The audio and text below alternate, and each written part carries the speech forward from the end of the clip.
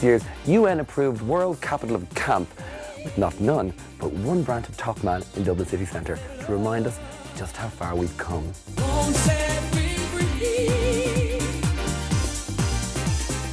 It's true that over the past 40 years we've been exposed to more gayness than ever, through television, radio, movies, the hairdressing industry, and of course math. Your average Irish adult is exposed to nearly 1,000 gay people a week.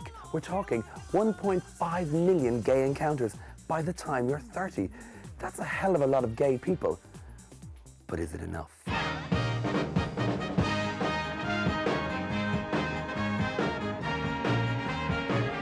RTE certainly didn't think so when they began subtly preparing a generation of Irish boys and girls for their eventual destiny as gay cultural ambassadors by flooding the schedules with a kind of high polyester cathode queerness that they codedly called light entertainment.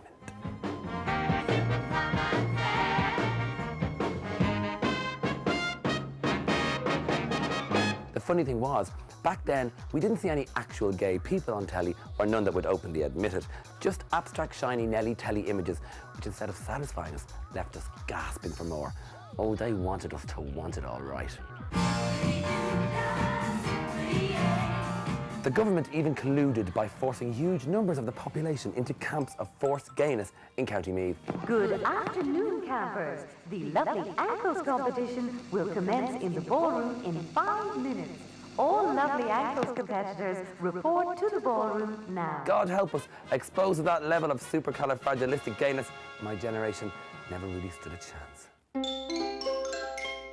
Then, in 1985, a surprised antidote to the incipient gay epidemic appeared on The Late Late Show, and I, for one, began to panic.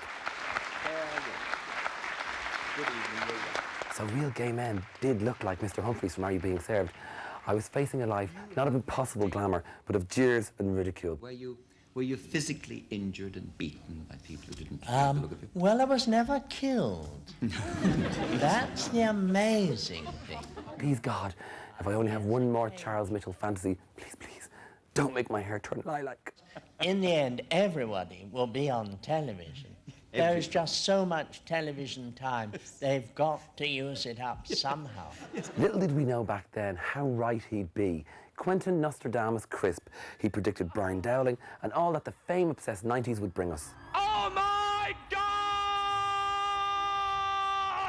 Now, while it's true to say that we were a nation in denial of our polysexuality until about an hour and a half ago, there was one man who, through good times and bad, never denied the truth. Grand Dam Senator David Norris, the man who single-handedly introduced homosexuality to the Irish masses. And what he did with his other hand was his own business. In Glenroe, for example, or Harbour Hotel, there has never been an ordinary, if you like, real homosexual character. I think we'd find that far more disturbing, although 10% are homosexual.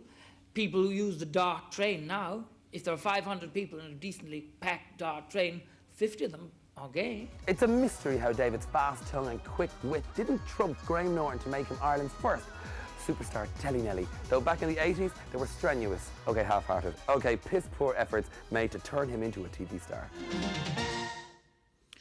Good evening, and willkommen, bienvenue, welcome to our new weekly quiz series, Pardon My Language. Not enough camp innuendo there for a start. Zero leopard skin. And what about the casting? Where is Liza Minnelli when you need her? Should have been Portugal, Portugal. It's an actual fact that before women ever came here, men had sex with men all the time. If men didn't have sex with man in the first place, we probably wouldn't have found out about women at all. It's a study it goes back to ancient Greece, a fella called Euripides, and he came up with the concept that you could have children with women easier than men. Fair enough, I'll admit it. Men like drinking, having the crack, sporting, bit of wrestling in the nip. You know, women do none of these things. You really should study this fella. Right back into the ancient days, and he had a great attitude, actually. He just says, don't let them out. Don't let them out at all. Let the fellas go out, have their parties, have the margaritas, which is also an ancient Greek drink, which a lot of people aren't aware of. Guinness is probably the gayest drink in Ireland because stout was first brewed by Greeks for a homosexual birthday party for a fella called Angelikis. Real man, knows how to take it and give it in ways that the modern man just can't even understand. Like, great fellas.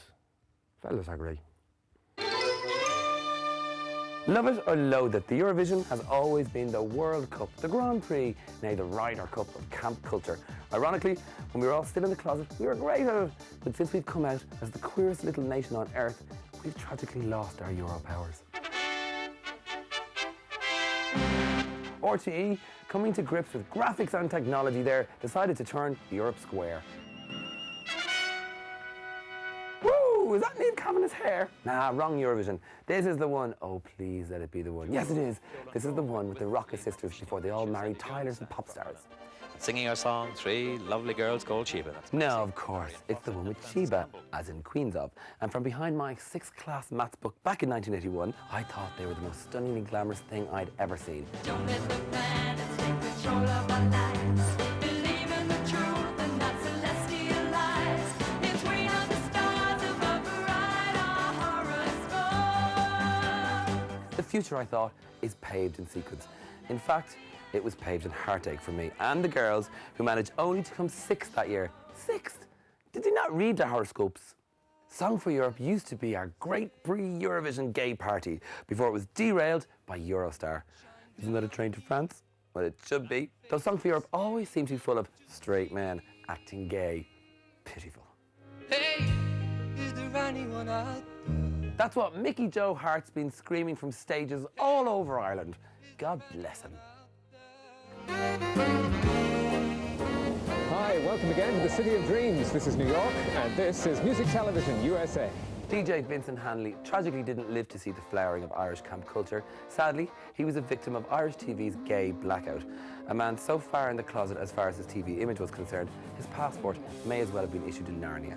Also Sting, the Communards, and Billy Joel. Vincent Hanley came to us in leather jackets, wearing a big moustache and sloping around the gay capitals of the world, playing tracks from the Communards. How did we not know?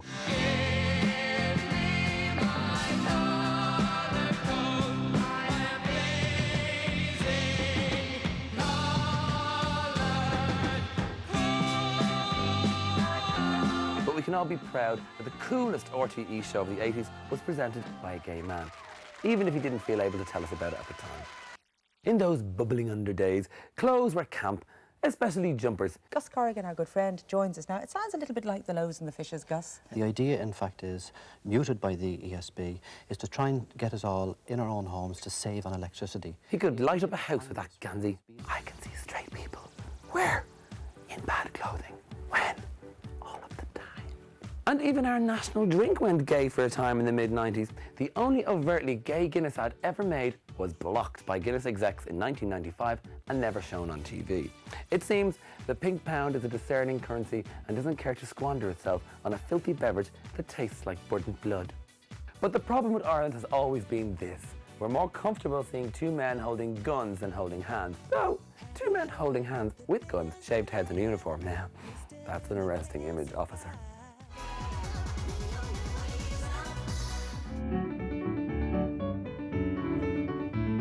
The Callergas Housewife of the Year competition. Now there was fuel for the fires of Irish camp that eventually raged out of control in the mid-90s. The most un-PC, unbeautiful beauty contest has a special place on the doily of my heart. Our mammies competing against our mammies in a vicious battle of public ironing, cooking and leg kicking to be crowned Mammy of the Year. As a child, I thought sure she'd need them big shoulders to carry home the prize, a bottle of gas. Actually, the Housewife of the Year is an example of how Ireland could be camp and totally uncamp all at the very same time. Just like the Rose Tree. Really, the only camp thing about the Rose thing is that it's held in a tent. In every other way, it's just an excuse to introduce an unsuspecting public to lesbian folk anthems. But my score with a fella is lower than a cellar. Oh, you can't get a man with a gun. But let's be honest, no self-respecting lesbian would wear that dress. We should look at the biceps on your one. They're massive.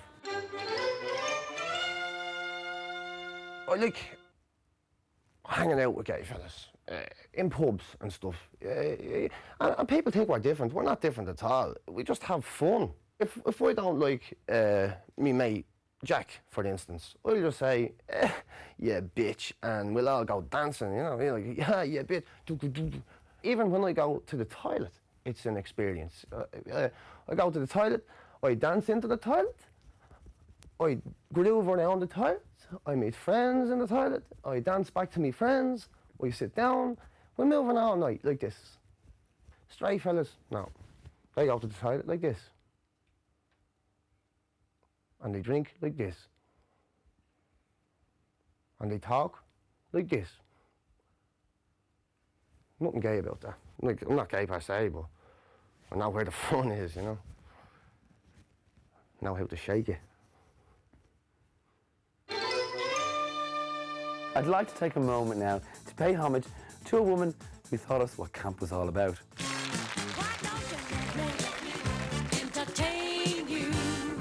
Twink rhymes with pink, kink and tink, as in I think, therefore I'm glam.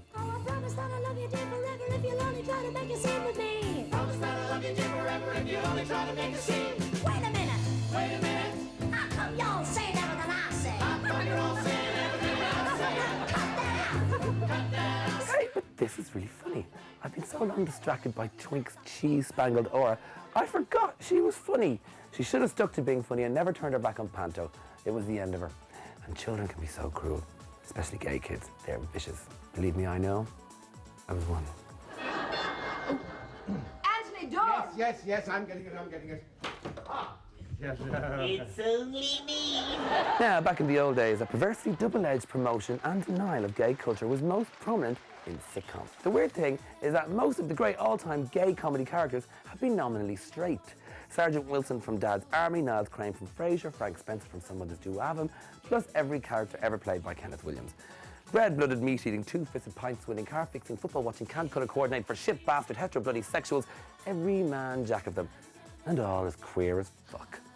Don't tell me it's men's liberation. You burnt your boxers. Just you wait and see. Ooh, we're having a little soiree, are we? But at least they were funny. RTE's special needs sitcom, Upwardly Mobile, with its I'm not gay, I'm just from Cork character, sucked the big one. Now, Anthony. Yeah? Can I have a moment alone, please? Thank you. Was he meant to be gay? Sometimes it's so hard to tell. After all, you see two dogs doing it on the street.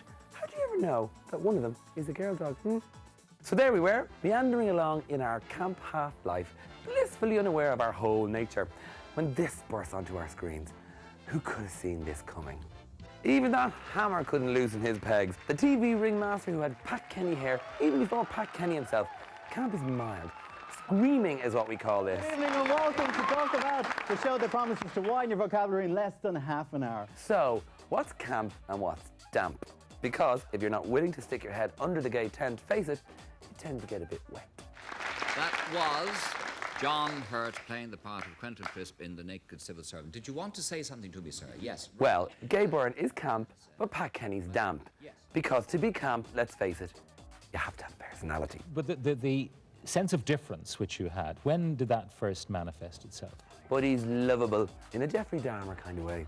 You might be going down a one-way street the wrong way. Now, recent youth drama, The Big Bow Wow, was so tokenistic in its introduction of gay characters that it felt like they were created on the back of a Tesco club card. How about quiet night in? Just the two of us. I never thought I'd hear you say that. Yeah, well, I never thought I'd hear myself say it either.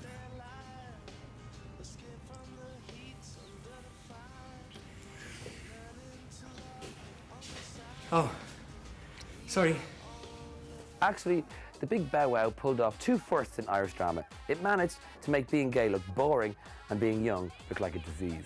But the TV moment, okay, full minute, that blew our coy attitude to Irish homosexuality right out of the water was this. Stuart, come give me a hand with these shells, will you? I can't. Of course you can. I just need a hand. Come on. We don't do hammers and nails or saws. We do joints and screws, but that's different. Who does? Queers. Will I go and get some sandwiches? This kitchen really needs sorting out. Because I'm queer. I'm gay. I'm homosexual. I'm a puff. I'm a pufter. I'm a ponce. I'm a bum boy, baddie boy, backside artist, bugger. I'm bent. I am that arse bandit. I lift those shirts. I'm a faggot-ass fudge-packing shit-stabbing uphill gardener. I dine at the downstairs restaurant. I dance at the other end of the ballroom. I'm Moses in the parting of the red cheeks. I fuck, and I'm fucked. I suck, and I'm sucked. I rim them and wank them, and every single man's had the fucking time of his life. And I'm not a pervert. He was sexy, he was Irish, and the character he played in Queer as Folk was ass-crunchingly, mind-shaggingly magnificent. Here was a young Irish queer on TV who was manly, unapologetic and proud. He wasn't presenting Bosco from a closet in Montrose, he was one of us. The actor who played him, Aidan Gillen, was, however, straight, but can't have everything. Remember once I grabbed the fella by the bum, right? And he didn't think he was gay either, but a bit of kissing, bit of rubbing, open up the shirt, hand down the jocks, get it into you. Before you knew it, he was an old cucumber grabber like the rest of us. It's great crack. Women just don't get it. A man knows a way around a man, is what I'm saying. He knows how to find the places, give you the crack and all that. Me and my mates, you get bored, you wouldn't know what to do. The next thing I give you, like you'll be giving each other a few blowjobs, they're looking at you like you're a weirdo. Women will be giving you all this. Mouthy, mouthy, mouthy. Fellas, get it into your horse, have the love. You're not with me, no. It's fascinating, I think it's brilliant.